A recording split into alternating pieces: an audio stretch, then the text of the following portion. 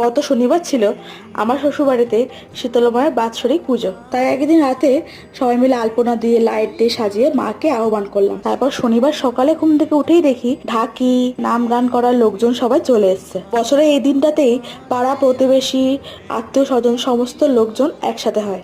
আর এই হচ্ছে আমাদের বাড়ির মা শীতলা। মায়ের রূপ দেখে আজকে আমরা সবাই মুগ্ধ হয়ে গেছিলাম। তারপর সবাই মিলে মায়ের চরণে আমরা অঞ্জলি দিয়ে দিলাম।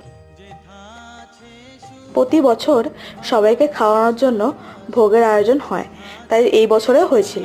এদিকে আবার নিচে নেমে দেখলাম মায়ের আরতি শুরু হয়ে গেছে। এরপর হোমযজ্ঞ হয়ে পুজো সম্পন্ন হলো। যতক্ষণে মন্দিরে পুজো হচ্ছে ততক্ষণ ওপরে গিয়ে আমি ঘরের পুজোটা সেরে নিলাম। তারপর 7 দিন উপোসের পর চরণামৃত খেয়ে এই ফল প্রসাদ খেয়ে নিলাম। আর এদিকে পান্তাভাতই ছিল আমাদের দুপুরের লাঞ্চ। এরপর সন্ধে হতে না হতে আমরা মায়ের ভোগ বিতরণ করতে নেমে পড়লাম। আর এই ভোগ প্রসাদ খেয়ে আমরা দিনটা শেষ করলাম। ভিডিওটা শেষ করার আগে সবাই বলো জয় শীতলা মায়ের জয়।